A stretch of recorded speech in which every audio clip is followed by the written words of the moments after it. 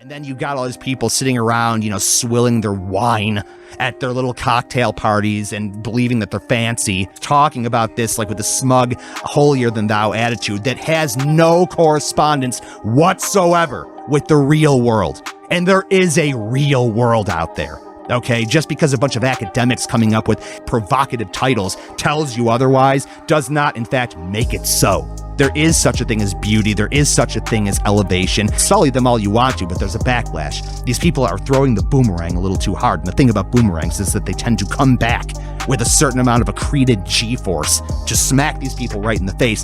From the bottom of my heart, I'm not sorry. The one mainstay target, the one thing that everybody is tolerant of hating on. And I want to be presented with challenging arguments. I want to come up against things that really make me nervous. It's important, for one to throw themselves into a melting pot of... you're in the wolves' den right now. Oh, you're I know. In the lion's den.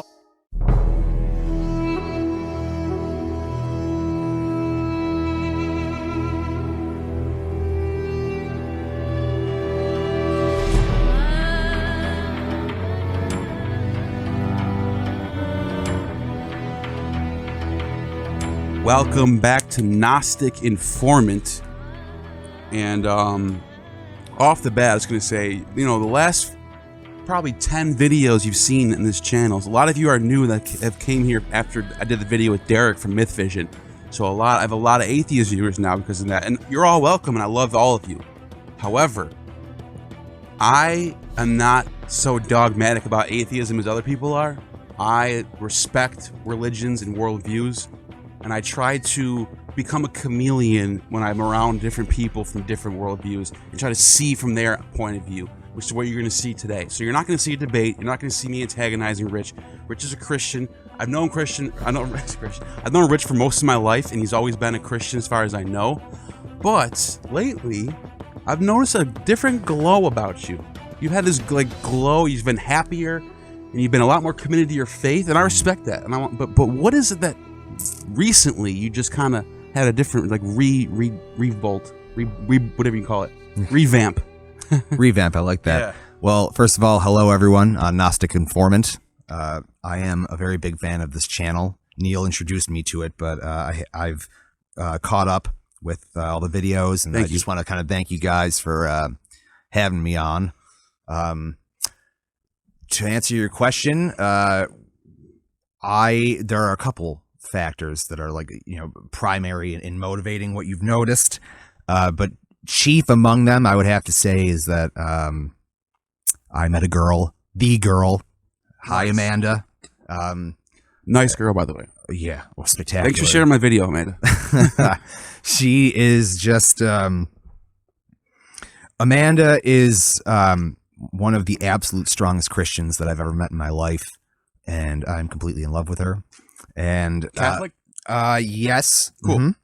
And we this is the first time that I've ever been with somebody where we shared the same faith. And so, and we were both kind of, really looking for this, where we got very discouraged respectively in our own lives because we would just constantly, speaking for myself, a certain loneliness would come over me. I'm sure everyone can relate to this in their own ways. And so I would always pick this area of my life to kind of sell out on, and I would be with people that whose views were antithetical to my own about this, or they would be rather undecided. And Amanda and I just right off the bat started going to church together. Now we go to the Basilica every week. We pray together every morning and every night together. I've never... For anyone that's not in Buffalo that's watching this, the Basilica is a beautiful, beautiful artwork of a building. Magnificent. I'm showing it right now as we're speaking. It is just glorious. It is. And even as an atheist, it's something you can appreciate just by the art. Yes. Just by the genius design of it. It is genius. When was it built, you know? It was built in the early 1900s, and this blew my mind. It was built within the span of 4 years. Now, the Basilica, I know. I've been on jobs, when I used to do concrete, I've been on jobs that took longer than that, and it was just a brick house, just a square building.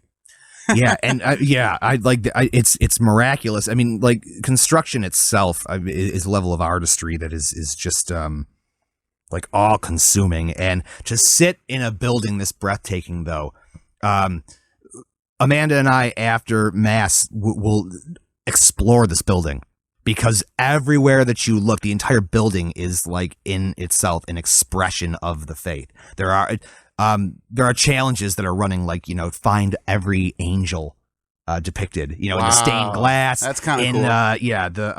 It's kind of funny. In the actual architecture, on the walls and the pillars and what have you.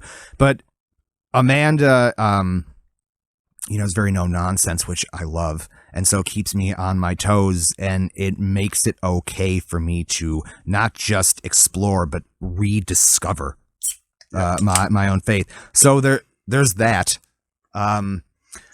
And the second thing that is an offshoot of this that I've discovered about myself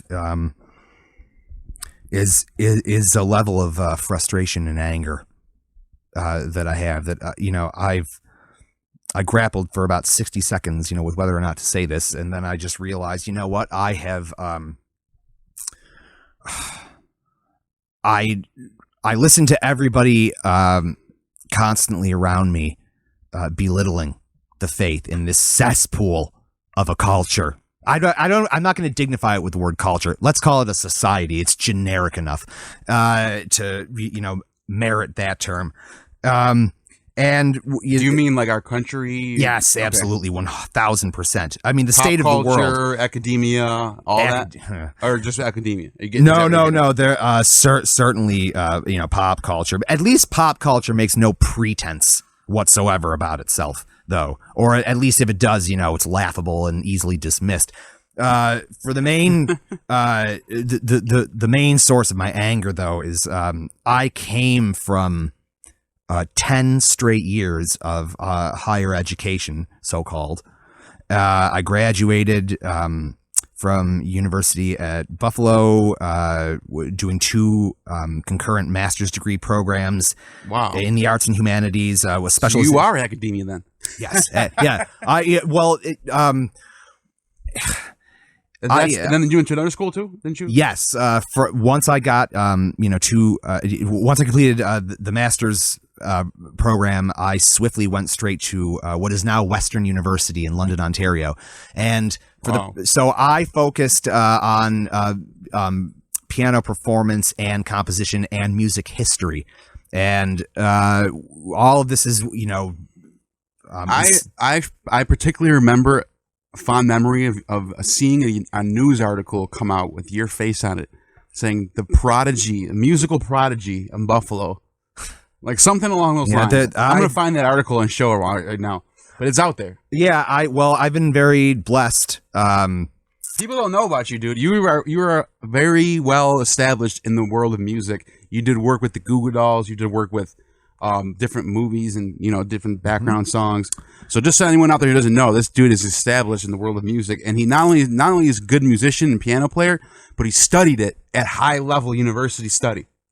Yeah, well, in order to play the type of music that I specialize in, which is romantic era piano music, one can only go so far in that without an extreme, rigorous course of training. And it's not enough, like the physical execution of the stuff. One must understand the style of each composer. And thank you, Neil, the history of why these styles came into being and what the cultural context was like around these composers. And from that, of course, especially at the graduate level, and for any academics watching, you know exactly what I'm talking about here. There's intertextual criticism. There's same thing as biblical studies. Yeah, absolutely, 100%. Like there's an interdisciplinary approach that one must take if one is to be successful. Sorry, there was a fly. Yeah, we're in a garage. Yeah. So I came from that background, and I took no breaks, because now, this is not the fault of academia. This is sort of, the fault of what one must sacrifice in order to be successful in an academic environment. There comes this point where we get very comfortable in academia, and we get I was very fortunate that I was able to see this happening in myself, where I was like, I don't really know how I want to apply all this yet. I'll just get another degree. Still not really sure. I got some more studying to do. I'm going to get another degree. I'm going to do it, and meanwhile, I've been there myself. Yeah. Exactly. And so it's a two-pronged addiction for me. And what I mean by that is that on the one hand, there's an addiction to the accomplishment, because on a degree program, it is a trajectory. And we're told that we're rewarded for trailblazing. More on the falsity of that later. And we're encouraged and directly rewarded for engaging in provocative writing and provocative studies and focuses of study. And on the other hand, not even on the other hand, concomitant with that is a very safe feel that you're in some type of a sanctuary. There's almost an establishment that you're sequestered. And there's an establishment that comes out Oh of God, yes. It's when a bunch of people come together, and it becomes the mainstream academic approach to whatever question there is. The historicity of Jesus, whatever the question is, there is always that mainstream scholar approach, and there's a good reason for it. It's a double-edged sword. It's a good reason for it because there's something there's a truth that something to start for. There's a starting point for truth. You start from there. Okay. And then you can make your argument off of that. If we didn't have that, we wouldn't have a starting point. But yeah, go ahead. No, that's actually a very astute point, because it's often difficult and nebulous to pin down, just what the hell is beneficial about all this. But when you're out of it, when you're in it, it's like a microcosm, and very quickly it becomes. And this is true on every level. It is a microcosm. Part of that is it has to be a microcosm in order to keep one's focus. You need to be stringently applied to a very often narrow set that then ideally is going to broaden itself outwards. Well, the inverse of that is more often than not true. I'm not just speaking, to my own experience. I'm speaking to the experience of every single one of my colleagues in several different disciplines across a variety of different universities. Anyone who studies at this level knows that in order to be successful, in order to pass, not just pass, because especially at the graduate level, passing or failing is, and testing, all that kind of goes out the window for the most part. It becomes very quickly about who can be the most provocative. Right. Who can stand out. Yes. And in order to stand out, two things once again happen. And this is where a lot of the anger comes from. And I didn't really realize it was there until recently. Until, in fact, kind of watching a lot of the arguments made on this channel. On the one hand, I'm very grateful to that, because one can't sharpen their own viewpoints unless it comes against something diametrically opposed to it. But there's a big however here, and here it is. It's unhealthy now in academia on a level it's never been, and a huge portion of that is because the entire framework of each discipline, for the most part, in higher education, as it's stupidly called now, is that it's predicated on you invalidating the life's work of those who came before you, so that you can capitalize on your own trailblazing, and that's very encouraged. Wow. It's literally like that's an interesting way to look at it. Well, but that's what happens. It's you proving wrong everybody else. Let me add to what you're saying, because the ones that play it safe and just go along with what's already established, they're nothing. They'll just be a drop in the bucket. Yeah. You can write a book, and you might sell some books, and you might have a good career, but at the end of the day, your name's not going to be remembered. The people who are remembered are the people like Dr. Robert Price, Dr. Richard Carrier, the ones who come out and say, you know what? I don't even think Jesus existed. After 1,000 years of academia saying that this is definitely a human being that existed at the very least, now you got people coming out of the woodwork and saying he didn't even exist. So that's what you're getting at. You took the words out of my mouth and drew them down in a thesis statement. And those people get famous quick. Absolutely. James Valiant, I don't even know if he has a PhD or not, but he wrote the book Creating Christ. Boom. household name. And think of the name behind that. I mean, it is clever. There's right? another one you know, called, like how clever that is, you know, creating Christ, right? Like it's brilliant in this really acerbic way. It is. Yeah. I mean, one must give credit where credit is due, and certainly that is a brilliant title, isn't it? Yeah, and then I think Dr. Price has one. He's playing off Nietzsche, where he said God is dead. Mm-hmm. Well, he wrote Jesus is dead. Jesus was dead, you know, for about 3 days. That's a good response. And yeah, he would, you know, it's I expect that I'm going to get a lot of mud slung at me, and that makes me happy. It thrills me. I kind of just be respectful, but say what you feel. But just don't be rude. You know what I mean? Don't swear. Don't curse. Don't be like disgusting. But say what you feel. Let's hash it out in the comments, man. You're like, this is why I do this channel. Yeah, it's important. It's important, you know, for one to throw themselves into a melting pot. Of, you're in the wolves' den right now. Oh, you're I know. In the lion's den. Oh, believe me, I know. So I do want to say to everybody watching, there is a reason that I thanked everybody for having me on. It wasn't just simply a formality. I thanked everybody because I have, you know, in previous podcasts on Neil's other channel, Nickel City Chronicles, we tend to talk about very deep things, but in a looser way that's geared towards a different set, certainly a different audience. Yeah. But for this one, there's a great deal more rigor, isn't there? Because a lot of academics, you know, are watching this channel, and so the thing is, true. I came into it with a certain level of preparation. Now, anybody who in the academic world will like this is simply a true statement. What I'm about to make, like. This is just how a graduate education runs. The one thing that graduate education especially is wonderful for, and what it essentially trains everybody to do, is this: it makes you into a broadsword of a writer, ideally. Yes. And it teaches you not just how to research, but how to suss out the places where you can rely on trenchancy in your research. Yes. And so it teaches you, like, so for instance, like I am, like, if I do say so myself, I am a master at hunting down information now. You have to be. That's what you're going there to be trained to do. Yeah. So I would say on a broad level, those are the two things that, you know, any academic discipline is arming you to do. Yes. Is to write cogently, and write, you know, technically in a flawless way, and also to cull from sources that are seen as reliable, and how to determine the reliability thereof. Yes, good point. And I want to add to that. It's almost comparable to a fighter who gets his black belt, and they tell him, you are now a weapon. If you would fight somebody, you'll go to jail, and they won't.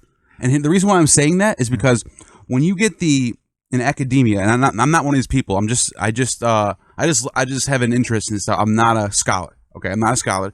But I disagree. But I have interest in this stuff. But when you become a PhD level, master's level scholar, you now have the ability to take sources, whether they're primary or secondary, and sculpt them into your own way and put out a narrative. And you can change people's minds. You can become sort of a deadly and intellectually deadly in a way. Oh, absolutely. Because you can not now, in a way, absolutely. Yeah. And if you get weaponizes your intellect. If you get enough of these people that are in the same groupthink, you can change a lot of things. You can change entire narratives. You can change history if you want to. It's startling. You can rewrite history. So that's why I said it's like comparative to, you become illegal in a way. Instead of your fists, it's your mind. It becomes like, you better use this. It's weaponized. Yeah, you better use this right. You better do this right, or you're gonna screw the world up. Okay, so first of all, that's like a startling level of prescience of observation. I mean, it is. I mean, it caught me off guard a little bit. Like, you know, like, because it would have taken me several paragraphs to, like, say that. Like, you know, so good thesis statementing. Yeah. But that's the absolute truth of it right there.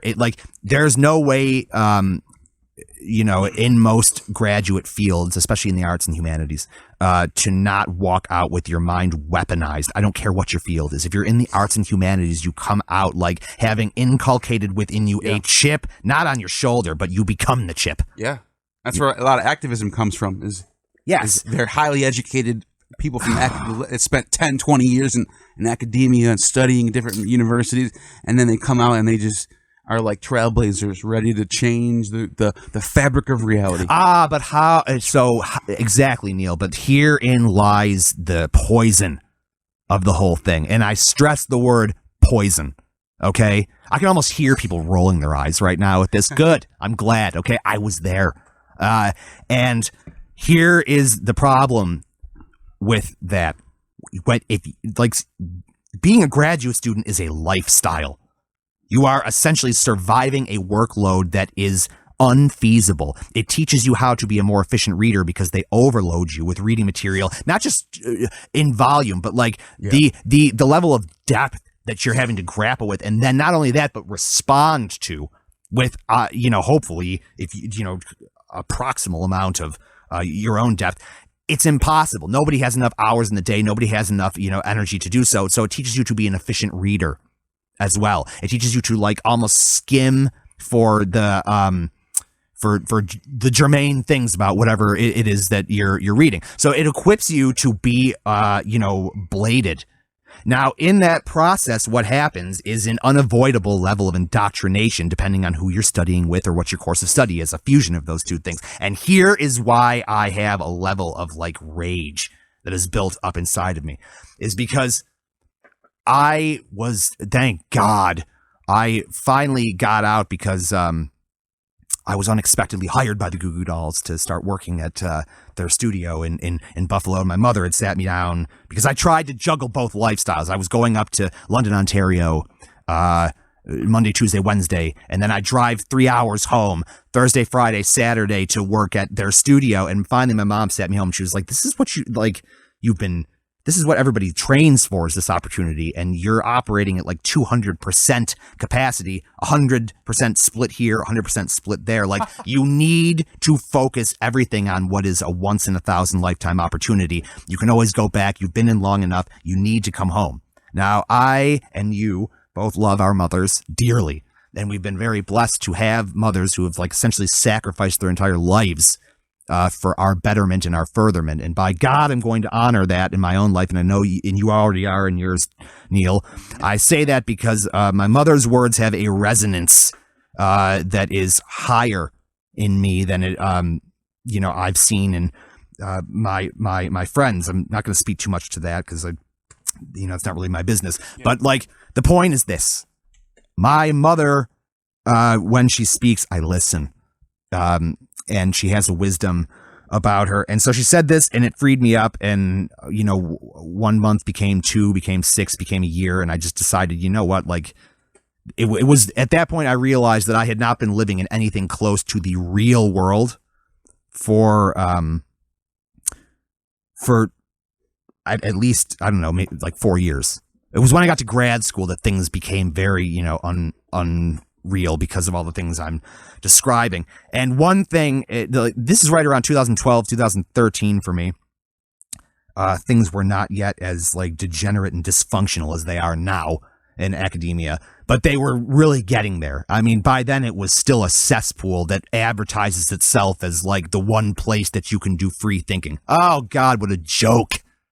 It's a straitjacket.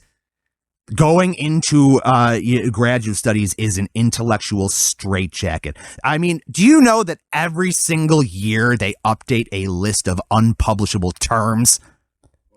You should see the terms that they have on these lists. Like, at first, I remember seeing them and thinking, like, okay, this is some kind of a prank. It has to be. This is too hysterical to not be. And then I'm thinking to myself, what is the point of tenure? What is the point of any of the things that we're in this godforsaken rat race, to achieve when you're not even allowed to, or you'll get strong-armed the hell out of the publishing game if you even use a set of buzzwords. Like, get over yourselves. Are you kidding me? Or at least stop advertising yourself as the bastion of free thought. You're anything but. You're not. And so this is the thing, is because the one mainstay target, the one thing that everybody is tolerant of hating on and insulting and being I actually agree with that. Yeah, just being, well, it's just simply a fact. I mean, like, this is not my take on it. These factors that I've listed are real. I don't need to prove this. Anybody who's in academia knows what I'm saying is true. Now, like how well you respond and your level of comfort to being straitjacketed are your own business, God help you. But for me, I got very addicted for a time. There's a certain comfort in, playing that role and trying to make a bunch of miserable people happy. Yeah. By using the right terms to describe the right things. But it's incestuous. I guess that's the problem with the whole thing, is there's a level of incestuousness in this whole thing, and the only way to kind of broaden one's sphere, to quote St. Paul nice. Now, is in academia to be as controversial within a certain framework as one can be. And people will yell and bray about how that isn't true. Yes, it is true, and you know it. Okay, I mean, just think of the titles of these things. Okay, they become progressively like more and more sexualized too. So the one thing I just absolutely was disgusted about. I remember reading an article about the phallic nature of Beethoven's Fifth Symphony, and I just remember thinking to myself, I hate this. That's the one that's getting the most clicks. I was like, I hate all of you people. Look, it's and I hate this article. And great, now every single time I listen to Beethoven's Fifth Symphony, the thought of penises is going to be absolutely effing escapable, and I'm sick of it. I'm tired of it. Like, there are some things that you don't want sullied by sexuality. Not everything is about, you wanting to sleep with your mother. Like, it's just not. There are certain things that there is such a thing as elevation. And so things just became more and more sort of dour and smug. That's the word for it. And it's just, you're surrounded by all this great art, but oops, there's not even a pantheon, or why is the pantheon of great art even a thing? And then you've got all these people sitting around, swilling their wine at their little cocktail parties and believing that they're fancy and everything, and just talking about this like with a smug, holier than thou attitude that has no correspondence whatsoever with the real world. And there is a real world out there. Okay, just because a bunch of academics coming up with increasingly more provocative titles tells you otherwise does not, in fact, make it so.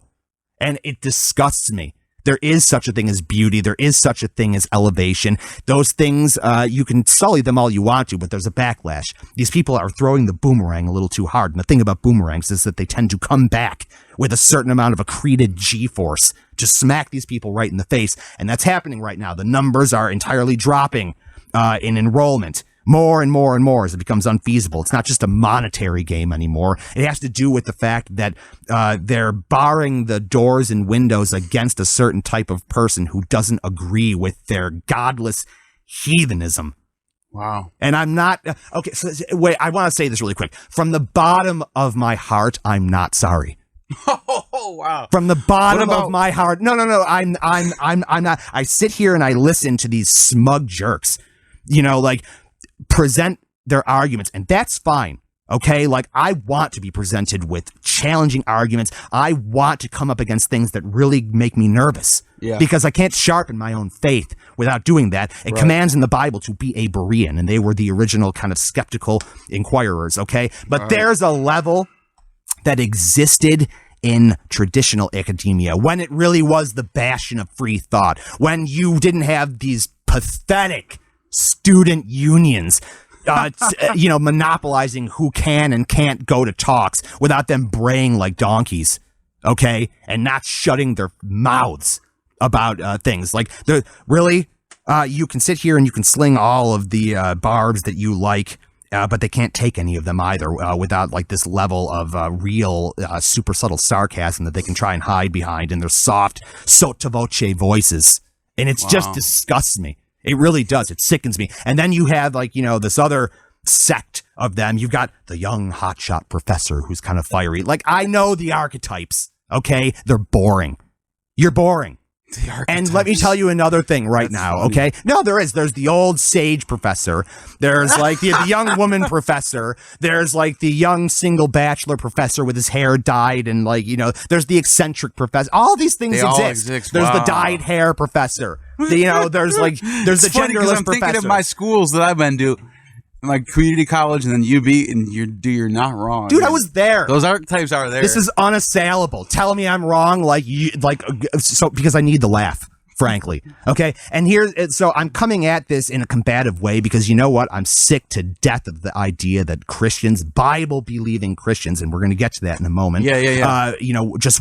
Because academia has armed me with a set of parameters by which to apprehend my own thoughts. And one of those things is to define one's variables. So I'm very indebted to that type of rigor. And so we're going to get to what that means, certainly for myself, what Bible believing means in just a moment. But here's the thing. I got so tired and disgusted with myself and the environment around me, not in that order either, because I started sensing that I was collaborating with my own muzzling. And, this is a tremendous source of shame for me because I played along with it. There was a level of fear of being mocked, and you're ensconced in this one environment that by its own nature demands one's own sequestering. And all of this conspires to create this vicious feedback loop of the same old snake eating its own, janky tail. And what I mean by that is this: you're alone. You're grappling with things that are, spiritually, mentally, intellectually exhausting on every level just because of their own rigor and just because of the depth of the arguments that you're going to encounter. The first time I encountered that was a course called Transformation Theory. I won't get into it too much or really at all. It was just one of these courses, and anybody who's been in academia knows that you have these transcendent moments where every now and then you come up against a way of thinking where it's almost a physical feeling. You can feel your brain being forever at that moment unable to unsee what has been revealed to you. And this was sort of the class for me. It was that and like metaphor in music that I was like, wow, like I'll never unsee this. I'm never going to see the world the same way again. So here's the thing, like you're spending your time with that. You're getting worn down by that. Like you're grappling, you're feeling uplifted. It's a very bipolar life in and of itself. And then the types of things you're grappling with are never, ever going to, be anything that celebrates our faith whatsoever. They're completely verboten. Okay. The only time you're ever going to, come up against things that are supportive of the Christian faith are when people are tearing it apart and using quotations and citing sources that they then endeavor to destroy.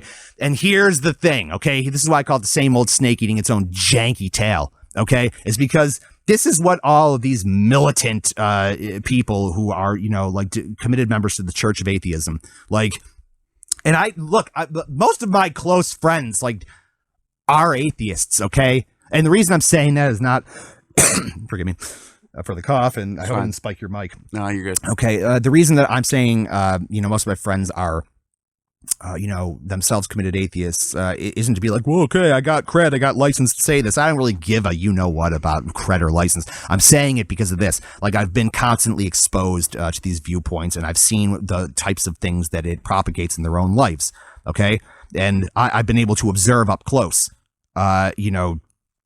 what they're contending with, what they believe, why they believe it, and it's been, and I love these people to death that I'm describing. But the thing is this, it takes a level of faith to be an atheist that is that often puts Christians to shame, frankly. Like their fervency of the faith that it requires, I do want to get into the dogmatic of some atheists. Some atheists are just as dogmatic as some Christians are. Oh, more. I definitely want to get into that. Seriously. Yeah. I mean, because the so-called modern church, which is, the biggest enemy of God itself, frankly, it would rather bend like a reed in the wind, to quote Frank Herbert, who wrote Dune. It would rather do that, make its own beliefs more socially palatable. God help me. Then come up against, put up an argument or have any real faith whatsoever. And whereas, atheists who are, comparatively speaking, in terms of their organization and their rigor, new to the game, they'll talk to you as though they've always, been around, and as though, they'll use terms like, I mean, this is laughable, the whole flying spaghetti monster nonsense, which is just intellectually dishonest, right? They're rather different, okay, than believing in a deity, but whatever. I'm not going to dignify that filth with a response. The thing is, it takes more faith to believe a lot of the types of things, that a committed atheist believes than it does to actually subscribe to Christianity. And so, in a way, it does impress me, actually. It's not the atheist so much I'm targeting right now. It's academia as an institution. Okay, and I'm glad you mentioned that, because I wanted to ask you, what about Christian academics? Now, I know it's a very small minority of Christian colleges out there. Extraordinarily. But they exist, and they give out PhDs to people like Kevin Hovind and Kent Hovind, who's in jail right now for tax evasion or whatever. He got his thing from a diploma mill. I like to. That's what I'm saying. What do you think the same kind of criticism applies to them? I think that they're worse enemies of the church. Okay, frankly. see that. Look at that. We got an honest, intellectual Christian, and the reason why I want to bring that up is because you're not. A lot of people are gonna. You say you're a Christian, people right away are gonna think that you're like this. Every word is literal, but like you believe the Big Bang happened, right? Absolutely, I believe it was the act of creation. So, and I believe that it happened very similar to the way that most cosmologists will tell you. So Hugh Ross, for instance, is who's a great Christian man, has been a big influence on me. He doesn't believe the Earth is 6,000 years old. None of that has any real relevance, by the way, to one's own faith. Like it doesn't specify in the Bible. It's up for debate. It's a mystery. There's no reason why one can't reconcile this universe, being eons old with their faith. I inherently approached the word as I just assumed when I was reading it, even as a kid, that this is also case law. Believe it or not, there was a court case, a federal court case, about 10 years ago.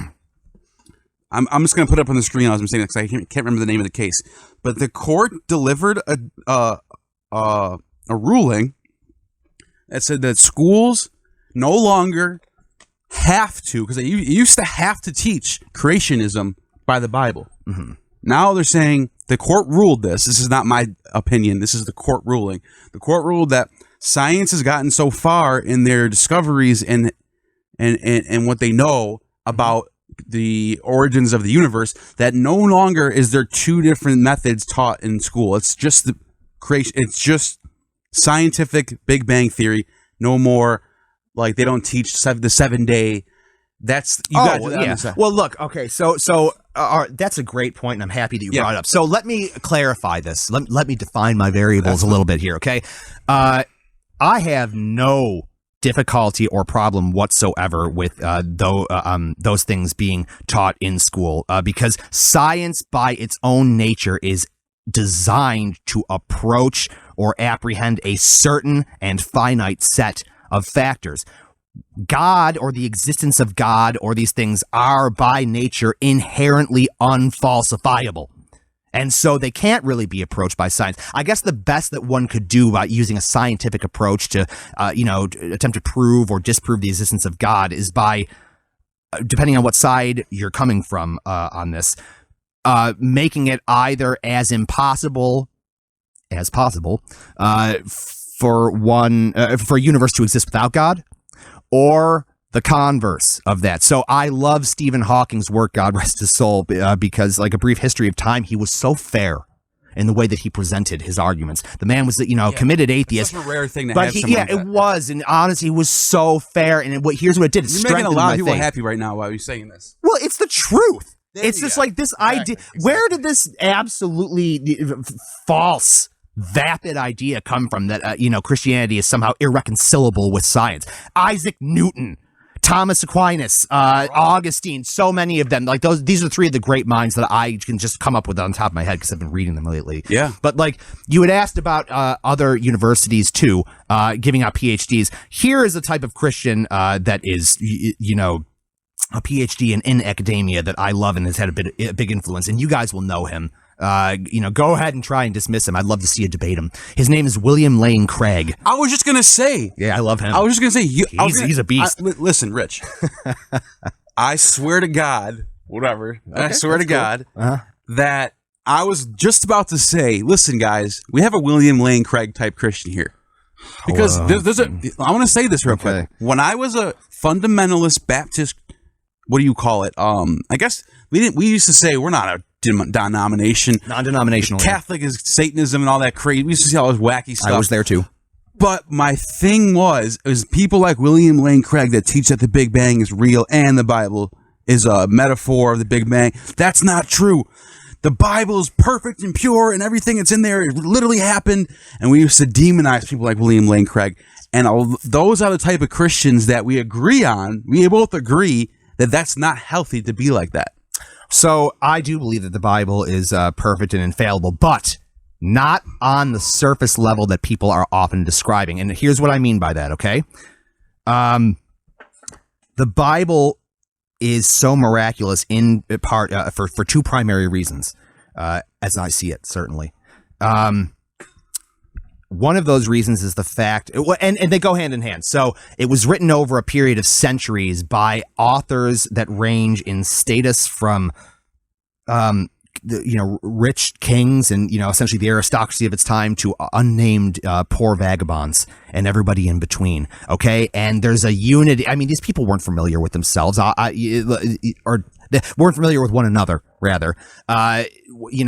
Occasionally you would get people, who were familiar with the texts in the first 5 books of the Bible, and Jesus constantly, is quoting and citing, Old Testament passages. That's part of what is responsible for the canon of Scripture. I'm not going to really touch that at the moment because right. That's a different topic. Oh God, it's an ocean. But I mean, all of this is. But here's why I'm saying this. Because he, the Lord, I almost pussyfooted away from that, but I'm not going to. I'm going to approach it head on. He, the Lord. Okay? I don't care who it offends. Good. I love it. Because he saw fit to select a multiplicity of authors from a variety of, from a whole social, variety of social strata over a period of centuries, there's going to be,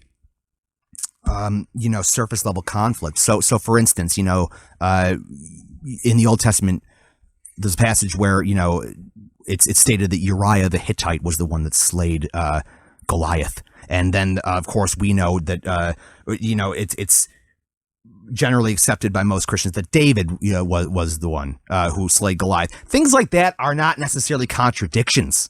Okay, what constitutes a fatal flaw, as it were, in Christianity is not that. First of all, what I just want to stop you real quick just to say I respect that you're even in this territory right now. Well, most Christians won't even be in this territory. They'll just let's not talk about that right now. Yeah, well, they need to stop being cowards. Okay? I respect that.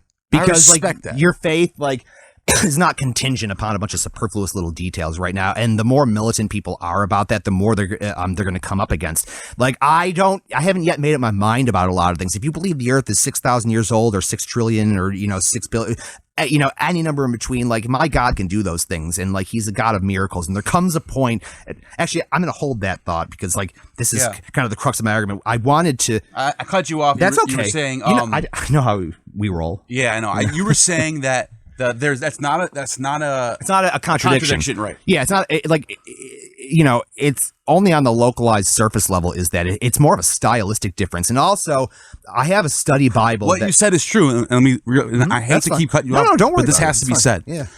In the Old Testament, in particular the Torah, we now know, and I'm going with academia here. You can criticize it if you want, but I'm just going to say this: we now know that there's 3 sources for the Torah. There was the Jawish source, the Allah source, or the Elohist source. Allah source. I don't know why I said that. Elohist, Yahweh source, and then there was the priestly source. And I think there was actually a 4th source that put it all together. And he patched up these 4. So there was really 4 different Torahs, 3 different Torahs. The people in the south that worship Yahweh, people in the north that worship Allah, whatever. Yep. And then what they did, they had the same Bible, basically the same Bible. But there was little tiny differences in certain parts. One of them said the Ishmaelites brought Joseph into Egypt. The other one said that the Moabites brought him into Egypt. Yeah. Now, when those 2 Torahs got patched together, both of those narratives got put in. So in one sentence, you see he's with the Ishmaelites going to Egypt. The very next sentence, he's with the Moabites going to Egypt. And you're scratching your head, but that's why that's there. Yeah. And you understand that. Oh, God, none of that. Okay, so C.S. Lewis. I love that about you. Okay, but like, I appreciate that, and I love you too, buddy. No, but because you're being realistic, and you're being... Well, that's reality. Yeah. You know, and like, you know what my faith tells me? It tells me that, you know, I shouldn't be miring myself in lies. Okay? No matter where they come from, a lie is a lie. You can't say that a person's kind of pregnant. You either are pregnant or you are not pregnant. You are either telling all of the truth or you are lying by omission or you are obfuscating some essence. But 99% of a lie is hang on. Let me figure out exactly how to say this. It's a little bit tricky. 99% of the truth, I would say, is 100% a lie. Right? You know, wow. Like, and that's the end of it. But here's the thing. C.S. Lewis, God bless the man. I wouldn't, you know, have any faith were it not for his genius.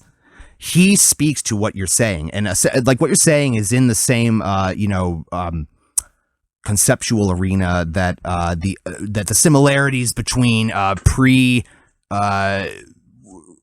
pre-resurrection faith is concerned. So you know, Mithras and the Dionysus, Osiris, Dionysus, all these things, dying and rising gods. where there are exactly like far from being a problem for my faith because like now you're in these territory. Now you're in the territory. All C.S. Lewis stated it perfectly. That strengthens my faith because everything is leading up to the person of Jesus Christ. All of it. It is an unfolding. It's a progressive revelation. Okay. Now, the reason that I believe that it's Christian-centric has to do with a series of prophecies that I'm going to get into because you did ask me at one point, like, why am I a Christian? And there's really one primary answer for that. But before I do that, I want you to say what you're going to say. Well, okay, I'm glad we're going to what you just said because I do want to ask you. That's a great question to ask. But I also want to say this. What you're saying might have made some people angry or like, what? How can you just say that? That's not true. That's ridiculous. You're jumping over a cliff on that one with your logic. But it's almost the only way to make it work is to just say, because if you don't actually, what you're doing is that's faith right there. Ah, yes. And I can point at it and I can try to argue with you against why that's not true and why it's all ridiculous. But at the end of the day, for it to work logically, that would have to be the way. Absolutely. The Lord has like designed our massive multiplayer online RPG here, if you want to say it, and he's created a set of parameters whereby we're set to function in. We don't understand the reasons yet. And I actually said in one of my videos that I made a video about astrotheology, and I was very critical of Christianity in that video. But I said at the end of the video, I will say this. The only way for all this to make sense and for it to be true is if predetermination, or what the Muslims call maktub, if that's the case, then this all could be true. So this is not impossible to be true, is what I'm saying. With God, all things are possible. And I'm giving you that mustard seed. And that's what I'm saying is like, that's the only way for this to all be. What I'm saying is it's not impossible. No, nothing's impossible about this. My God is a God of miracles. Okay, miracles are things that are essentially violations of the inherent parameters by which we function. They're things that are out of nature. And so I just love all the shit talk about miracles, frankly, that goes on. It makes me laugh. You people are hysterical. Yeah. You're funny to me. I find you hysterical, and I'm not alone either. It's just that most people, haven't spent 10 years mired in their re-education camp. I'm sorry, university. And so, they haven't had time yet to like experience the rage and all the smugness just building up inside of you and then be told to constantly shut up or else you'll lose the scholarship. You'll lose this. You know what? Like, I'm not in there anymore and it's time to give vent to it. So I'm glad that you brought that up, Neil. Yeah. I'm very glad. And you know what? And that's the thing is like, I respect somebody who acknowledges all of this information that's out there, and it's important, and it enriches my faith. It doesn't threaten it. It's the idea that Christians want a comfortable life. Nowhere in the gospel is it comfortable. Well, I was just going to say, nowhere. My friend who I've known longer than you, who I knew since kindergarten, blocked me on every platform, Facebook, you name it. Blocked me because I left the church that he was at. Yeah, it's not your fault. He's a coward. I started asking him these questions that we're talking about. I started asking about these other dying and rising gods as I was deconverting myself, and he just instead of talking to me like you are right now, he just shut. It was like this, like completely shut. Like not even didn't even give me an answer. Yeah, well, that's tragic on every level, not just a Christian one. God help me. So I know who you're talking about, and I pray for him because I saw that particular fellow's experience. But the thing is, on any level in life, God forbid that if there's a panic that sets in when one comes up against a set of viewpoints that are not just difficult but antithetical to your own, you need to really examine the veracity of those viewpoints in your own life before you have any business in trying to indoctrinate anybody whatsoever. Okay, as Jordan Peterson says. I'm sure you guys love him, don't you? No, Jordan Peterson's great. Yeah, man. He's great, but God forbid you say that because now you're some kind of a hateful bigot. A lot of atheists do like Jordan Peterson. Yeah, this is not even at the atheist right now. Like this is at the lunatic fringe. You're talking about the establishment academic liberal types. The people that are jealous of the man's impact. Like they never had to actually get a job. They just kind of went through school and they found a job in academia. Exactly. They just never left academia. I know what you mean by that. And there's it's not that nowadays, people that are new hires in academia, like I know what you had to do to get there. So I do, if to be completely honest, like I do inherently distrust you. But like the old school, the remaining few old guard that are there that don't have to worry about any of this BS is, the couple people remaining. I guess what I'm trying to say is that they don't have to come up against a person like Jordan Peterson and kind of prove their mettle by assassinating the character of the man, or say that his arguments are juvenile or any of the boring, vapid, nonsensical, trite and saccharine so-called arguments that you put up against them that make no sense and are completely and totally disingenuous. I haven't even seen a good one yet. Yeah. I've looked because honestly, it's boring to just constantly expose oneself to one's own viewpoints. That's where that term incestuous comes in. That's why I call academia incestuous, is because it purports to itself that, in its self-congratulatory way that, I'm exposed, you're going to be exposed to all kinds of different viewpoints and look how intellectually strong you're. No, it doesn't. No, it doesn't whatsoever. You are apprehending every so-called antithetical source that you're coming up against for one reason: to try and attempt to destroy it. The idea that you people are the harbingers or the bastions of non-bias is so laughable that I'm not going to dignify it with a response right now. It's pathetic. At least be honest about what you're endeavoring in. And there's no way around this whatsoever. I was freaking there, man. Okay? Everybody watching this who was there. Right now, it's disgusting to me. It bothers me. You're not heroes. You're part of the problem. And you're the reason that society is straitjacketing itself into a new Rome, Caligula era. Okay? Okay, so we talked about how a lot of Christians can be super dogmatic. They won't even pay attention to information like other dying and rising gods, for example. Yeah, it's pathetic. Or the Big Bang Theory being ruled in case law that this is the new way to teach things. That's it. They don't want to hear that. They're cowards. It's all a conspiracy against them, whatever. But there's also very dogmatic atheists too, who they don't want to hear anything about. It scares them in any degree. Well, this to hear about a story like if someone says, "Oh, look at quantum physics is so amazing. What if we live in a simulation?"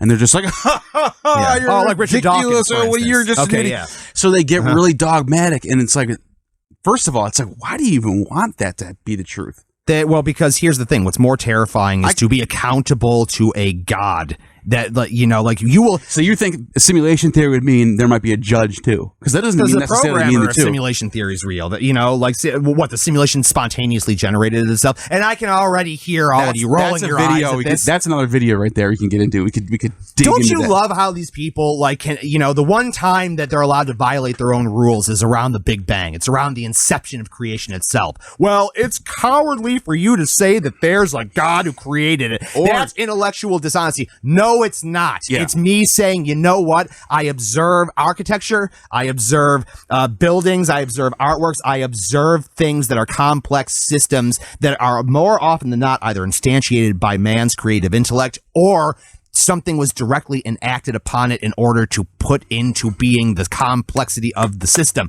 And so the reason I bring this up right now is because why is it out of bounds to say there must be somebody who exists outside the parameters that we exist in who designed it in the first place? Let me answer that question for you. It's not intellectually dishonest. It's intellectually trenchant, and it makes a cogent amount of sense to think that way. And furthermore, and finally, why is it that across every single culture that has ever existed throughout the eons of time in this world, that every human mind that is responsible for formulating a culture has contended with or believed in a creator God? All of them. And the only ones that haven't are like impositions by communist societies, and we all know what happens with that. That brings me to the next question. Why is that, though? Seriously, that brings me to an important question. It brings me to an important question because, okay, so there's an evolution of theology, philosophy, and faith to where you got to, whereas 100, 200, 300, 400 years ago, no Christian would ever entertain the thought of the Big Bang, or even the sun being the center and the earth going around the sun. They would say that's ridiculous. The earth is the middle of everything. This is God's world. And over time, as we discovered more things, all of those things started getting notched off one by one. And what it does is it shows that faith has to kind of fill in the blanks of what we don't know. So the only argument, not the only argument, but the big argument for theism is that we don't know how the Big Bang happened. That will always be the big argument until we figure out how the Big Bang happened. That's the argument. It's always the argument, I'm being devil's advocate. Oh, here. No, you're totally right about this. Keep going. The argument is always what we don't know, which is fine. Absolutely. And I feel like people have a right to believe in what we don't know. I like that. Like people like Neil deGrasse Tyson will say, I love him, by the way. I love him too, but dude, he's educated me so hardcore on like the nature of the cosmos, and he got me interested in. I don't care that like he would find every single thing I'm saying reprehensible. So, God bless the man. So that brings me to this question: he's a hero in my book. If theism, let's say theism is a great theory for the Big Bang. Okay, let's all just pretend, put our hats on for a second, that we think that something created the Big Bang. Okay, why Christianity? Why not? Why? So if you believe the prophet Isaiah, you believe Jesus, why not Muhammad? Why is this book true and not the other book? Why isn't Hinduism real?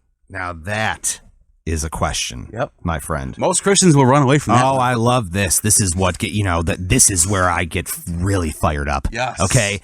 And so that's going to directly answer the reason that I became a Christian. Because that's why I asked that. Okay. Why are you a Christian? So here's the thing. The last thing on the face of the earth that I wanted I had a horror of Christianity being availed to me as true. And the reason that I had a horror of that one, being true above all the others was because real biblical Christianity is highly exclusive. It is startlingly socially unpalatable. In fact, the faith itself is predicated upon not conforming to this cesspool of a society at any point. Okay, now to answer your question specifically, and I'm glad that you brought up Islam. Okay, because there's this idea that exists, with people who haven't really explored this topic. And I want to say this like carefully because it's a complex thought. There's this idea that somehow Islam and Christianity are interchangeable somehow. And I can understand on a very surface level why people would think that, right? They're monotheistic faiths. Muhammad himself was convinced at first that the visions that he was having, he was frightened of them. He didn't know where they were coming from. It was his wife who helped him for the Islamic belief system to kind of codify that they were coming from God. I believe his wife was Christian too. She was. I believe she was a nun. Or she was in a convent, or she had some sort of Christian sect. Forgive me, I'm not going to speak too much to this because I don't really know. But what I do know is this. So I kind of, I sought God for many years, and I went to increasingly outrageous lengths to find him. I mean, like, I went to the Church of Scientology. I've read Dianetics cover to cover twice.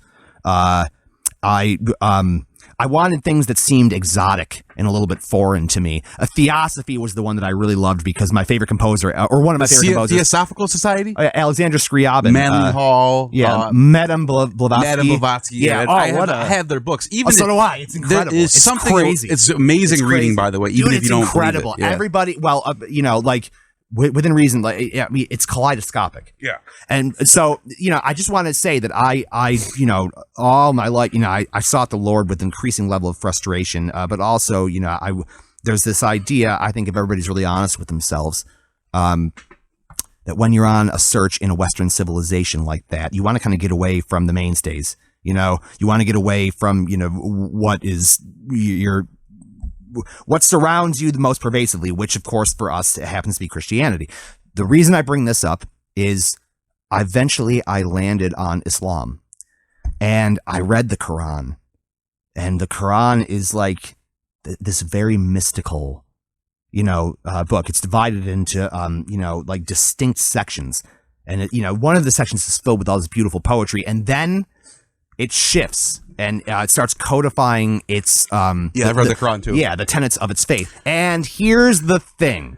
Okay, so I'm going to answer one half of your question right now, which is going to lead me into the second half by necessity.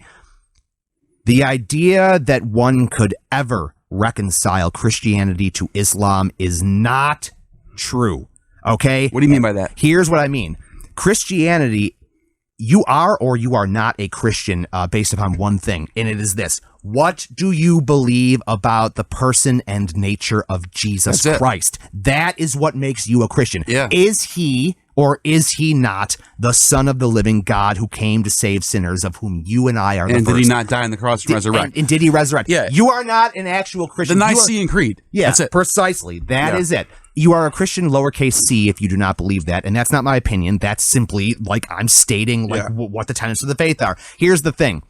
Islam, in the Quran, there's a very specific verse, because the Quran is very... I think you're talking about the Book of Maryam, where it talks about the Mary giving birth. It's one verse. They say the miracle birth happened in there, but then they say very quickly, they say that God is not three, he is one, and Jesus is just a man, not the Son of God. Do not say that blasphemy. Allah begot a son.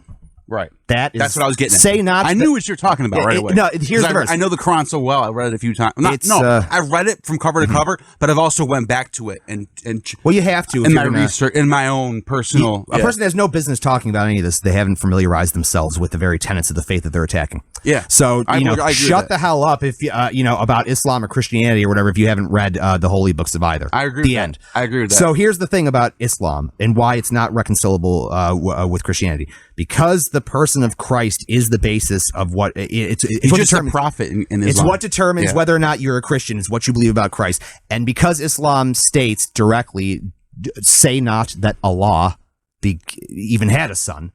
That's it. It's like there's no reconciliation. One denies the godhood of Christ. But the other one predicates its entire self. But my question is, why is that the truth? And not even just Islam. Not even just Islam. So Judaism, Hinduism. Here's the second part. Here's the second part. Or why not just be an agnostic? Here's the second part right here. Okay? This is what decided it for me. Now, I'm going to read this passage in its entirety. Okay? I'm just going to read it straight through. Yeah. This is why I'm a Christian. Certainly one of the primary elements. This is Isaiah 53. Okay? I'm going to read this passage. This, by the way, was written around the time of the Babylonian captivity, which we've ascertained is probably around like 605 BC. Yeah, my audience knows this. So here's the thing. All right, I'm going to read it to you directly. If you care about the answer to this, please listen. Here's Isaiah 53. I'm going to read it in its entirety. Yeah. Who has believed our message, and to whom has the arm of the Lord been revealed? He grew up before him like a tender shoot and like a root out of dry ground. He had no beauty or majesty to attract us to him, nothing in his appearance that we should desire him. He was despised and rejected by mankind, a man of suffering and familiar with pain, like one from whom people hide their faces.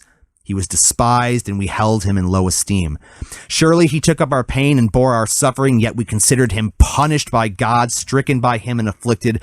But he was pierced for our transgressions. He was crushed for our iniquities. The punishment that brought us peace was on him, and by his stripes we are healed. Now, I'm going to skip ahead a little bit, okay? Right. Because there's one specific... yeah, I'm going to respond to it, but go ahead. Do you want me to respond to that first? No, hang on. Like, yeah, here we go.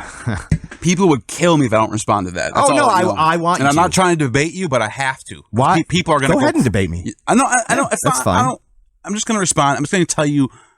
Just go ahead. Finish that off, and I'm going to tell you. By oppression and judgment he was taken away, yet who of his generation protested? For he was cut off from the land of the living. For the transgression of my people he was punished. He was assigned a grave with the wicked and with the rich in his death, though he had done no violence, nor was any deceit in his mouth. Yet it was the Lord's will to crush him and to cause him to suffer, and though the Lord makes his life an offering for sin, he will see his offspring and prolong his days, and the will of the Lord will prosper in his hands.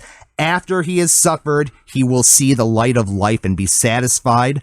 By his knowledge, my righteous servant will justify many, and he will bear their iniquities. That's important. Therefore, I will give him a portion among the great, and he will divide the spoils with the strong, because he poured out his life unto death, and was numbered with the transgressors.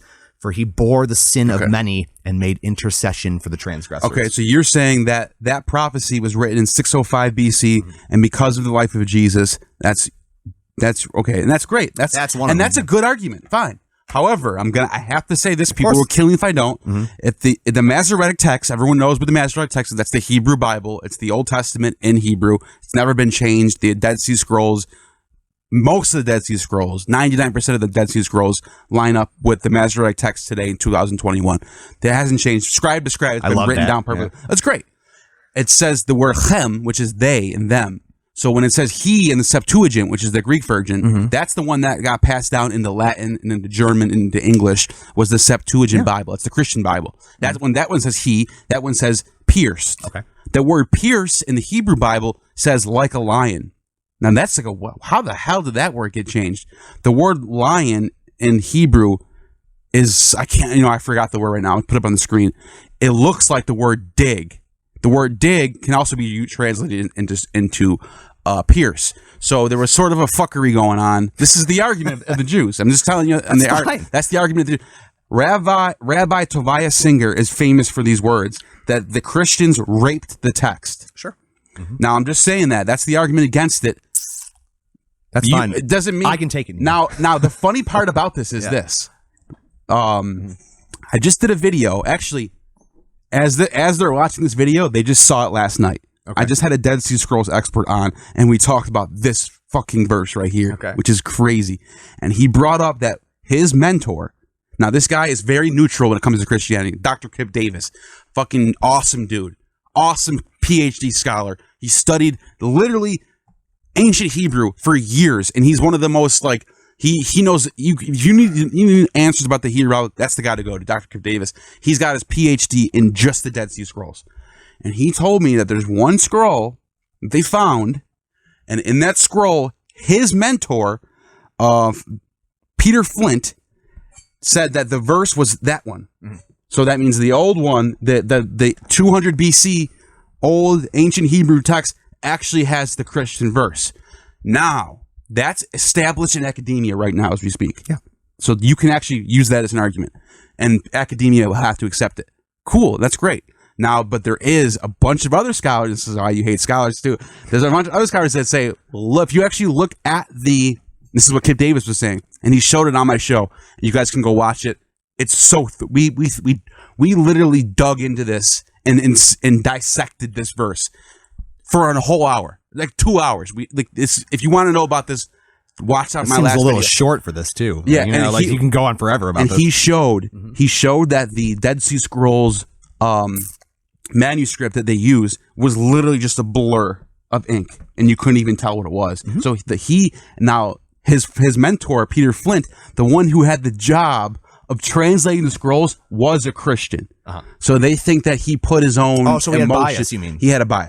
The academia would know nothing about biases, I'm sure. So that's what we're getting at. The bias There's always can a go bias. both ways. Yeah, well, here's the thing, Neil. None of that bothers me whatsoever, and I'm glad that you bring these things up because, you know what, it's fascinating and wonderful. And here's my response to that, okay? So much of Scripture is predicated and magic, there's a holy magic to it. Magic is probably the improper word to use, but you know what I'm saying. Precisely because there's a duality, there's a double representation. Okay, there's no problem if this represents Israel for me. There's no problem if it represents Jesus. It's probably representative of both. And first the Jew, then the Gentile, as Paul says, right? And so the reason I say that though is because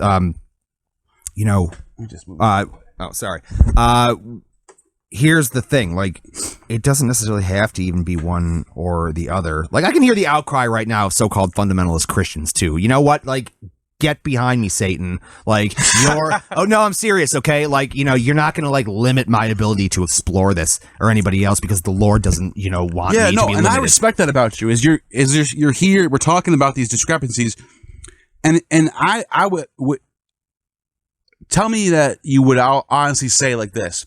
Yeah. Regardless of what the Masoretic text says, the Christian Bible is like a production of like the human condition. Like it just sort of got produced over time. The human condition. It was written by so many humans. And like here it is. You brought humanity. You brought it to show. Yeah. And there it is. And it's in there. And it got put in there whether it was through whatever. It was human agency that the Lord used to write his words down. Why is this a problem for anybody? I just wanted to throw that softball. The Lord used it. Yeah, but you know what? Like, I love that about you. Because that's great, wonderful. Yeah. Like, that's Christianity. Yes. It's not even testing my faith. It's reinforcing it, okay? Because the Lord has seen fit to use fallible hands.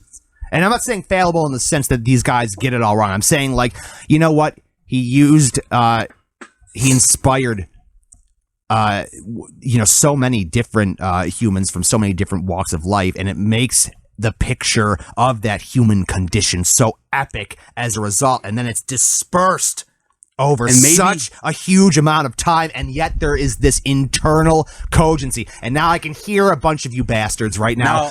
Wait, I need to say this. I can hear you right now, like, getting ready to spit this a little bit, okay? About how somehow it's almost as if there's a grand conspiracy by Jesus himself, if he existed. It's a lunatic fringe that believes that he didn't. You hear me? Yeah, lunatic. But like, or the apostles, or like Dr. those Bart around Ehrman him. Agrees with you. Well, Dr. Bart Ehrman, who's an atheist, or maybe he's a Gnostic, I don't know. Here's the thing: he agrees with you that anybody who says that Jesus didn't exist is a lunatic. Yeah, and he's the leading. He existed is he's pretty the much leading biblical contention. scholar on the planet. One of them. He's in the top 10 at least. Okay. Well, so he agrees with you on that. That's nice. No, I know. I'm just saying. That was like unnecessarily smart. The reason why I did all this, and the reason why I just challenged him on that verse, to show you guys how this dialogue is possible. You can sit down with somebody and you can say, "Hey, this is what I think, and this is what I think." Yeah, well, cool, and then that's it. You don't have to argue it. So here's the thing, like, you know what? One thing that so there are a couple of things about Islam in particular that I do admire. Okay, and one of the things was like real traditional Islam back in like the right around its inception. Used to century. Like, we wouldn't have modern mathematics. We would like, it was a cornucopia of ideas, and they encouraged people from all different faiths to get together and like come up against like theologies. They encouraged discussion and things like that. That's so necessary. And another thing that I'll give Islam right now, like, I fundamentally as a Christian disagree as they disagree with what I believe. Yeah. But here's the thing. I'll give him this. For the most part, Muslims they take it seriously, what they believe. Okay. Like for better and worse, certainly, as it is for any faith, at least on the whole, Muslims take it seriously. Okay. Like if you're going to dedicate your life to something, at least be committed all the way. Right? At least like be dug in. They're not dug in to the point where you can't hear anything, but like dug in, like you don't find Muslims cherry picking their own faith the way that you have like modern Christianity, which modern and Christianity are essentially irreconcilable terms right now. Like, and the reason I bring that up is because that's what I love about talking to you, Neil. I've got no problem with anything you're saying. I mean, I don't know everything. God forbid that I ever get to any kind of so-called finish line with what I believe. No, it's impossible. It's a slow, eternal death. To do that. Like I want to be challenged and everything. To say what I wanted to say about the this idea that like, okay, well, a lot of these Christians, it's some big grand conspiracy that they're trying to fulfill these prophecies and words, and they spun this over here. Shut up. Yeah. It takes more effing faith to believe that BS than it does to just believe it's miraculous, dude. Okay, so get over it. No, I'm so sick of this trash. I love it. Because I love it. Dude. Here's what I love about Amanda, my girlfriend. Okay, like Amanda, like I've intellectualized this, for my entire life, and part of that came from the fact that like I envied people that had an experience of God, and I thought I was like, people have experiences of a lot of things. You ask any fundamentalist from anything, atheist, Islam, Christian, whatever, they know what they're saying is the truth. Okay, so automatically. That's kind of what faith is. The difference between faith and hope. Faith is the substance of things not seen yet hoped for. Yeah. So, because people think faith and hope are the same thing, but faith is you know it's true. You have to know. Faith involves hope. Even if someone else doesn't know what you know, that's why it's called faith. Yeah, and blindness has nothing to do with faith. It's antithetical to it. Let me just say that right off the bat. But faith should, needs to be informed by something. But there's a point where the answers stop. Because what God is it that is worth worshiping if you can apprehend him? And people will say, well, that's a cop-out. Shut up. It's not a cop-out. I've heard it all my life, and I've had to keep silent. It's always the Christians now. Like, it's okay to be intolerant of intolerance, you bastards. Okay? You're just hate mongers. You're no different whatsoever than the very people that you purport to come against. Dude, you're different. At least be honest about your motives. You're preaching right now. You ever thought about that? Like it's weird. Like I was preparing to come here, and I got on my face to pray, and the knees didn't seem to be enough because I knew I was stepping into like a so-called lion's den. Maybe that reminds me of the part in the Bible where they said that Jesus was praying so hard he sweat blood. He burst the capillaries in his forehead. And all the other apostles fell asleep. Yeah, and he was there for how long? Like a day or something? Oh, it was the Garden of Gethsemane that he and it's prayed like that's like they couldn't stay with them one night. That's the one verse that actually shows you that there is a intensity of praying. Like it's not just one way to pray. And he also there's an intensity to it. And also like so Jesus wasn't 50% man, 50% God. He was 100% of each. And here's the thing: we forget that he was a man. We like most Christians these days kind of view that as almost blasphemous to talk about. And yet he was tempted in every way a man can be tempted. He got tired. He got upset. He was fatigued. He got hungry. He got irritated. The difference between Jesus and us is the fact that he's the Son of the living God and God himself, therefore, and also the fact that he never compromised and gave in to the temptations. Now I'm bringing this up for a reason. The reason I'm bringing it up is because Jesus in that prayer prays a very interesting line that we're all familiar with. Father, if it be your will, take this cup from me. Okay. What that means, of course, in context is like, Lord, Father, if there's any other way for me to do this and not be nailed to a cross and suffer this humiliation and pain and be ripped from you, please, Lord, show it to me because I'm scared. I don't know if I want to go through with it. And then the triumph, yet not my will, but yours be done. And he was a man of sorrows, well acquainted with grief, esteemed not. Okay. And he was lonely. And his own best friends couldn't even stay up with him to pray on the night of his arrest. Okay. And that's what most Christians today are doing, including myself. I was this person. The reason that I brought up Amanda, though, and the experiential nature of this is because Amanda's faith is just one of these things that, like, that's part of the reason that I love her so much is just because it's so pure. And it doesn't come easy to me, but like I'm learning from her. And she said something interesting to me when I was talking to her about, doing this and, about like, you brought up preaching. She had said, it can't be discounted that this thing has survived, and moved so many lives and become the fabric and the bedrock of like Western civilizations. I don't care about your tired arguments, by the way, about how it's some big Western conspiracy used by the Catholic Church. You're boring. Okay, go away. Like.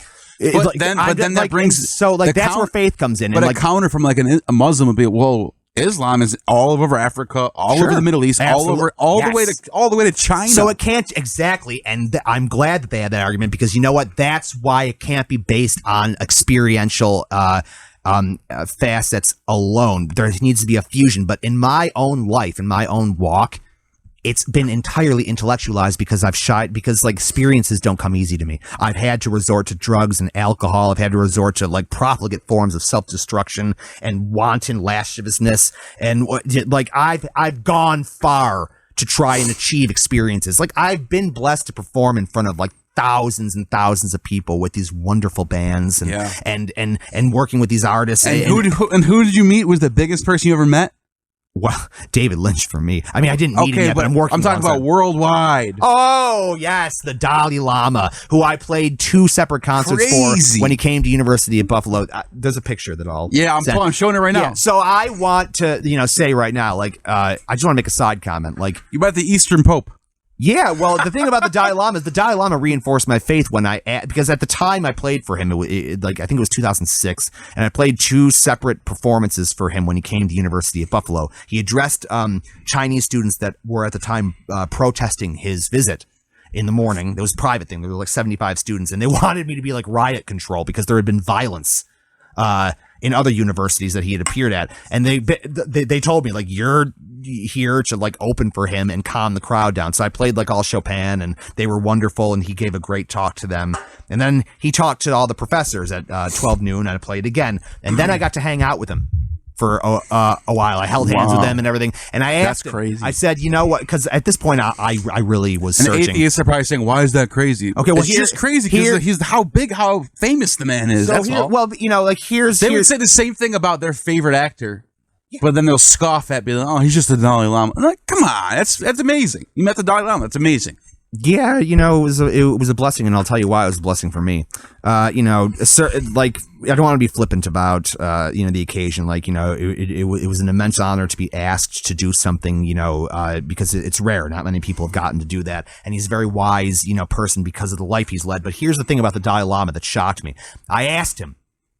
I was like, is it possible to reconcile, can I be a Christian and a Buddhist? I was sure he'd say yes. And he looked at me and in his powerful, yet mellifluous voice, he said no. And I stopped. And the Dalai Lama says about maybe 20 to 30 words per minute. So you hang on every one. Okay. It's something that's admirable, actually. And then he went, no. He went, if you're going to be a Christian, be Christian. If you're going to be Buddhist, be Buddhist. They're not the same. And he must have seen the dejection on my face because I was looking for an easier, softer way, a way to make it more palatable. And here's what he did. I'll never forget this. He grabbed my hand and he did this for about 15 seconds. Like you can count 1 Mississippi. He just looked at me and went like that, and then he walked straight out. That's crazy. That would blow my mind, dude. The Dalai Lama, the Lord used the Dalai Lama for me because the Dalai Lama was an agent of the Lord to present to me the fact that there was no cop-out for my God. And that's why I like your theology, because you see this full predeterminationism. You see the whole world as you're almost like a non-dualist in a way, in a weird way. I've never been called that before. Even though Christianity can't be non-dualist, but in the way you are, you kind of have that ripple of a non-dualism in your own theology. It's because your the own Lord personal theology. uses, like all throughout Scripture, God, look at the major figures in Scripture, all of them. Samson, Paul. Peter, Elijah, David, Moses. Solomon. Okay, you're dealing with cowards. You're dealing with lechers. You're dealing with mass murderers. Yeah, Elijah killed a bunch of boys because they called him Baldy. Yeah, go up thou bald head, and then a bear. And then he mauls sends them. bears to kill him. All crazy. But like Paul, for instance, who was just tortured by the fact that he was essentially a mass murderer of Christians. And then what does God do? He even says to Ananias, Ananias is kind of like, Lord, this guy's a killer, right? And basically the Lord, forgive my flippancy, God, but like essentially the Lord says, yes, Ananias, I am aware of that. Like the reason I'm sending him to you right now is because I'm going to show the world that I use whoever I want. I raise kings up and I tear them down at my own pleasure. It's fearsome. We don't get to know. He is the architect. Does it seem unfair to your prideful nature? It does to mine. Yeah. Okay. And another big thing we forgot to mention is the wisdom, or if you want to call it the logos, the word, right? Yeah. The message that's being portrayed is like somebody who's not you can be an atheist or a Christian, and you can read the Bhagavad Gita, which is a great text. Beautiful. And it teaches great wisdom, great way to they're universal approach. Yeah, a great way to approach things. Where Krishna tells Arjuna, "Do what's in front of you without any attachments." Now, as an atheist, are you going to tell me that's not a good thing to? It's not a good lesson to learn. Is to do what's in front of you without trying to be worried about the attack. That's good. That's a physical thing you can take from it, even if you don't believe the God to be real. The message and the wisdom within the text is something that's valuable. Okay. Also, you got yoga. I'm just throwing examples out there. Yoga can help you lose weight. It can help you get healthy. There's all types of, and then even in Christianity, being a part of a church and then singing with the choir at the what do you call the church you go to? The basilica. The basilica with the big giant room where you can hear the echo of everyone's voices. Yeah, there's some spirit behind that. There's actually science behind that. Yeah, that the golden ratios. It actually raises your It puts you in a framework, but it combats depression. Yeah, it does. And this is scientific. That's backed up. It is. Yeah. But of course, you're going to get these, tools that are going to say that, it's all some mechanism of a bunch of chemicals or whatever, whatever. Yeah. But like, I do want to say something, very quick. And I guess like for me, this is the crux of it. Okay. Yeah. And then we can close out because this is like an hour and a half thing. Oh, well, you know how we go. That's crazy. So here's the thing. Like, depending on what like you once said, Neil, to me, like, that if you grew up in the East or you grew up in the Middle East specifically, like you would wind up Muslim, or like depending on the geography and culture. I know exactly what you're saying, like, but I think I'm having a Muslim on this show just like I'm having you on, so correct me if it's going to be the same type of talk. I don't want to speak for you, but like I think maybe knowing you, what you might have meant to say, and again correct me if I'm wrong, but it is this. You have a greater chance, certainly, of being exposed to certain belief systems, depending on your geographical location. Yes. However, every one of the these cultures and their the faiths that correspond, generally speaking, to where you are. In them, you have adherents that like wind up Christian in the West. I mean, like look at the people. Like look at England right now that's experiencing this absolute surge of Islamic conversion, where I think Islam is the fastest growing. It is it's growing way faster than okay, like so there actually is mathematical charts that show that at some point in the future the majority religion of the world will be Islam, not Christianity. Yeah, so that argument, for me, like, when other people use it, is absolutely and totally, like, vacuous to me. I'm not saying your side of it was. I'm just saying, like, other people will use that by saying, you see, so therefore Christianity isn't true. You know what? Piss off. It like, how basic and easy are you? Okay, right. Like you're going to be exposed to certain things depending on where you live. The human spirit and mind is dynamic enough to adapt and metamorphose. Now, why do you bring that up? I bring that up. I'm glad that you said that, sir. I bring that up because a big thing that decided me about all this as a Christian. Psalm 22, for instance, is a big one that actually describes, like, it seems to describe the crucifixion, itself. Besides those elements and, the date of their composition and then Christ fulfilling them, the one thing for me that was the big proof was the fact that without God, and specifically the Lord, okay, like the Lord, Christianity,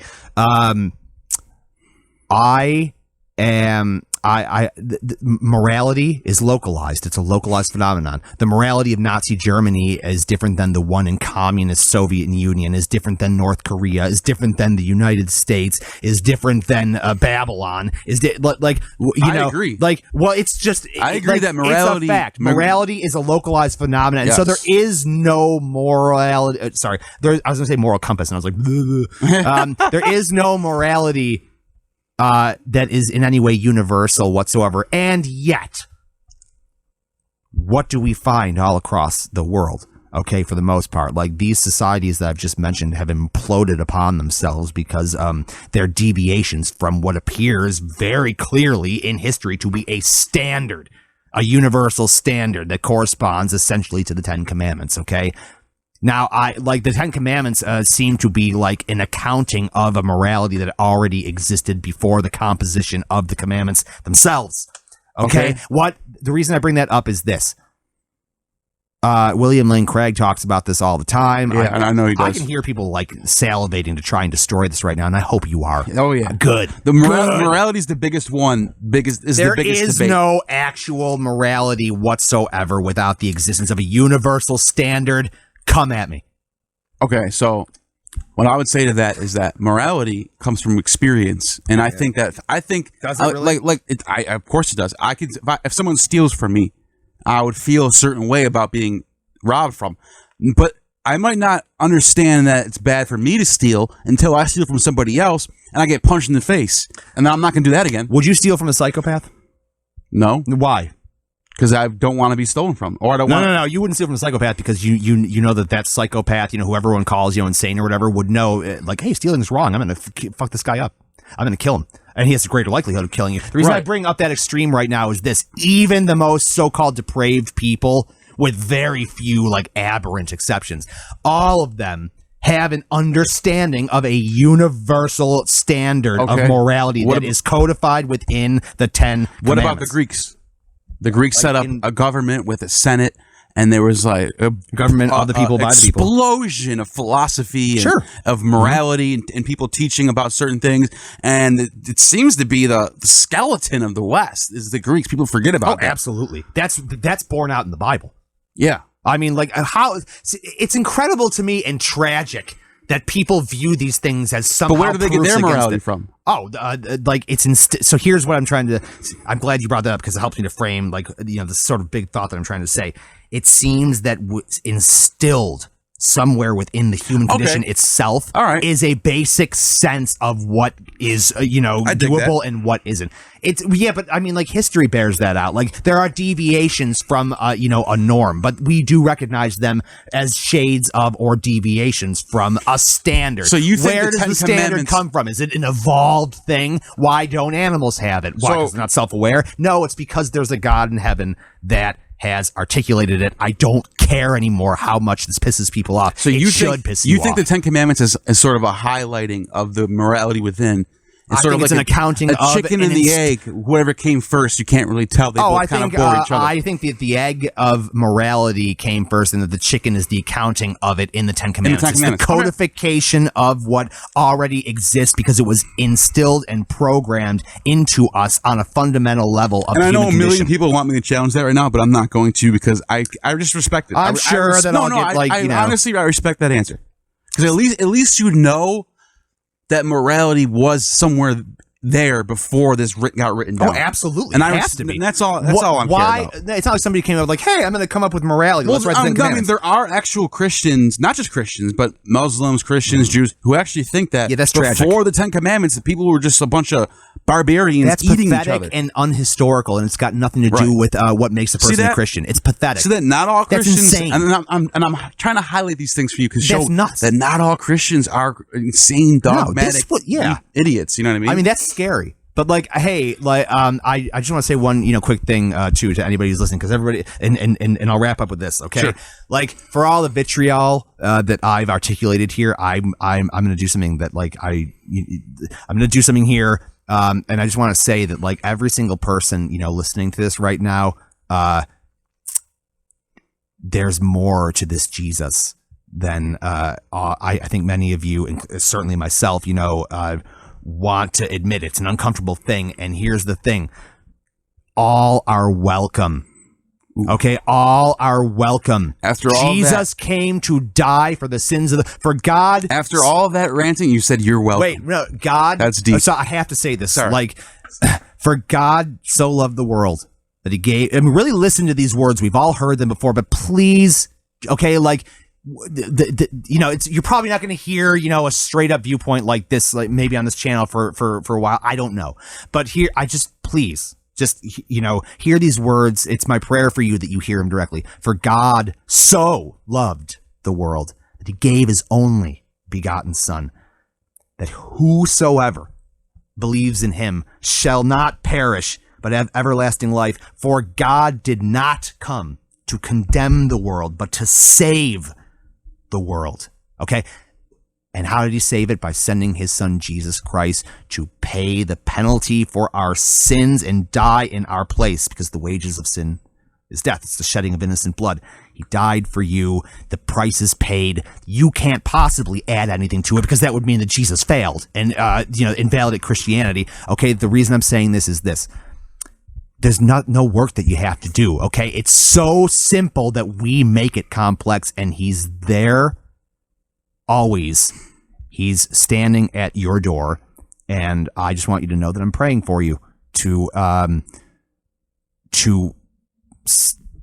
prostrate yourself before him and acknowledge that his work on the cross and his death and his burial and his resurrection and the triumph over death is the only thing that can save you. And we are all in need of saving. The more you disagree with that, the more that you should examine why you disagree with that. And you should be maybe a little bit scared, and this should make you uncomfortable. It's not supposed to be comfortable. It's supposed to be antithetical to this vile world that is failing us at every turn in every single historical epoch that has ever occurred. Okay. It's completely insubstantial. It's fundamentally unreliable.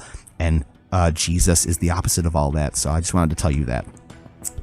And we can close on that, guys. That was fucking awesome. Thanks, What do Neil, you for guys having think? me. What do you guys think about that? Leave it in the comments. If you want him back on, let me know. If you don't, he's still coming back on. But I still want to hear what you guys thought about that. That was awesome, dude. I love you, man. I love you too, brother. Seriously. That was awesome. All right, guys. Catch you in the next video.